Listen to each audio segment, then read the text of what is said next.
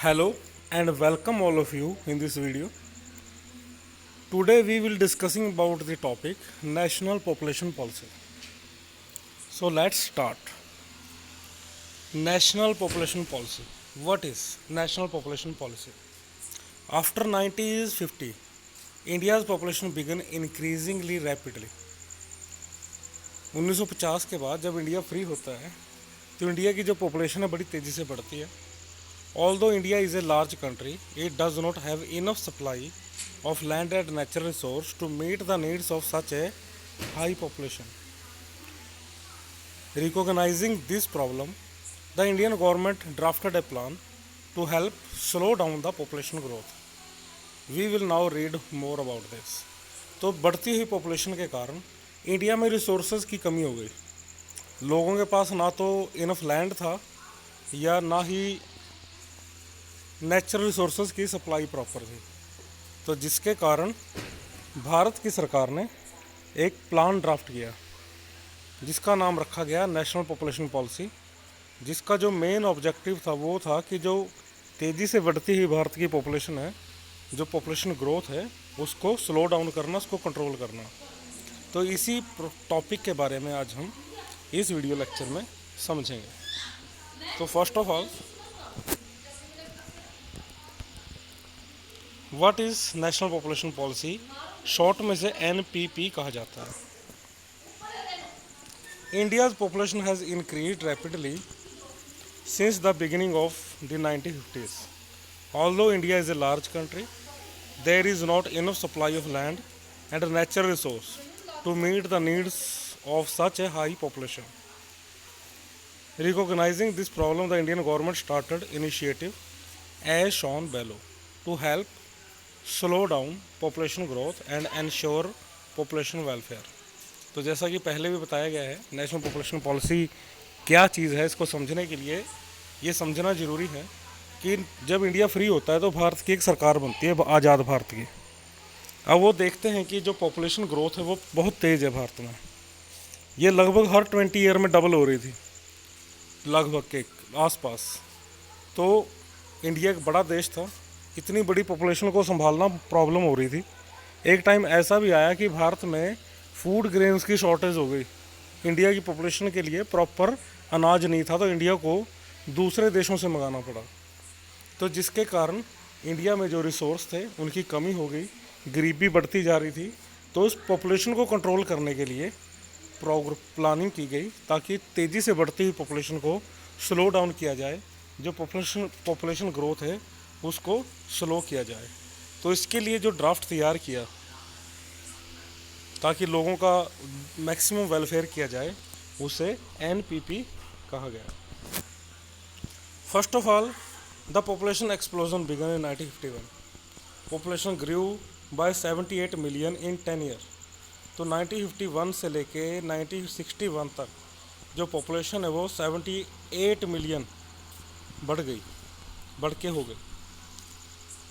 अब देखो कि not enough health and education facility for a growing population. अब इतनी ज़्यादा पॉपुलेशन के लिए newly independent country health facilities, educational facilities and other facilities की जो प्रोविज़न है, जो अवेलेबिलिटी है, वो नहीं कर पाई. तो need to reduce population growth and increase welfare facility. तो इंडिया को क्या करना पड़ा, इंडिया को क्या किया, और इंडिया को की सरकार ने क्या किया, इनिशिएटिव लॉन्च किया, एक प्लान ड्राफ्ट किया और उसको इम्प्लीमेंट किया, जिसको NPP या NFPP कहा गया उस वक्त. तो उसमें पॉपुलेशन जो ग्रोथ थी उसको रिड्यूस करना था, तेज़ी से बढ़ती हुई पॉपुलेशन को, और वेलफेयर फैसिलिटीज़ जो थी पब्लिक के लिए, जो समाज कल्याणकारी काम सरकार करती है, उसको इंक्रीज़ करना था. NFPP, the national family planning programme, started in 1952. तो फैमिली प्लानिंग प्रोग्राम लॉन्च किया गया. ठीक है. आगे है NPP. A consolidated population national population policy was drafted in 2000. और 2000 में, सन 2000 में भी इसी पॉपुलेशन प्रोग्राम को और भी मजबूत तरीके से इसमें कुछ चेंज किए गए बदले हुए हालात के अनुसार, जिसको NPP कहा गया. देखो अब यहाँ पर कंफ्यूज नहीं होना है. 1952 में जो नेशनल फैमिली प्लानिंग प्रोग्राम था उसे NFPP कहा गया। ये 1952 में लॉन्च हुआ था और सन 2000 में, ईयर 2000 में जो पॉपुलेशन के लिए जो पॉलिसी बनाई गई उसे NPP कहा गया। अब NFPP में क्या था, इसको थोड़ा और डिटेल में बताया गया है। NFPP aimed at spreading awareness about family planning to slow down the population growth rate. तो इसमें क्या था कि लोगों को अवेयर किया कि ज़्यादा पॉपुलेशन या फैमिली में अगर ज़्यादा जनसंख्या है, ज़्यादा बच्चे हैं, तो इकॉनमी पे भी नेगेटिव इम्पैक्ट पड़ता है। हेल्थ केयर फैसिलिटीज़ हम नहीं प्रोवाइड करा सकते, एजुकेशन ही प्रोवाइड करा सकते बड़ी फैमिलीज़ में, तो उसके लिए लोगों को अवेयर किया गया। अब NPP 2000 में जो लॉन्च हुआ उसके एम्स क्या थी, उसका टारगेट क्या था। तो एम्स ऑफ NPP 2000 की इस प्रकार हैं: meet the needs for reproductive and child health service, make school education up to age 14 free and compulsory, promote delayed marriage for girls not earlier than age 18, reduce the infant and maternity mortality rate, achieve universal immunization of children, achieve 100% registration of births, deaths, marriages and pregnancies, make family welfare more aligned with the people's need। तो NPP की जो AIIMS हैं, सबसे पहले point में बताया गया है कि जो हेल्थ सर्विस है या बच्चों की हेल्थ से रिलेटेड जो सर्विस है उसको, उस जो नीड है उनको बढ़ाया जाए। जैसे बच्चों को इंजेक्शन लगते हैं, छोटे छोटे बच्चों को, या बच्चों को सरकार कई तरह की फैसिलिटीज़ देती हैं। सेकंड पॉइंट में बताया गया है कि 14 ईयर की जो एज या उससे कम के बच्चे हैं उनके लिए स्कूल बनाए जाए और कंपलसरी एलिमेंट्री एजुकेशन का प्रबंध किया जाए। थर्ड पॉइंट में बताया गया है कि जो गर्ल्स की एज है उनको चाइल्ड मैरिज को रोका जाए। इसमें बताया गया कि 18 ईयर्स से कम एज में बच्चों की शादी ना हो। फोर्थ पॉइंट में बताया गया है कि जो इन्फेंट मोर्टेलिटी रेट है, जैसे पिछले वीडियो में भी एक्सप्लेन किया गया था कि 1 साल तक के जो बच्चे पैदा होने के बाद जिनकी डेथ हो जाती है उसे इन्फेंट मोर्टेलिटी रेट कहा जाता है, इसको कम किया जाए। नेक्स्ट पॉइंट में बताया गया है कि जो यूनिवर्सल इम्यूनाइजेशन ऑफ चिल्ड्रन, बच्चों को जो इंजेक्शन लगाए जाते हैं रोगों से लड़ने के लिए, प्रतिरोधक क्षमता उनकी बढ़ाने के लिए, इम्यूनिटी बढ़ाने के लिए, उसके बारे में है ये, उसको इंक्रीज़ किया गया यूनिवर्सली कि सभी को इंजेक्शन लगे, मेल चाइल्ड हो, फीमेल चाइल्ड हो, किसी भी कास्ट या किसी भी एरिया का हो पर्सन, किसी भी रिलीजन का हो।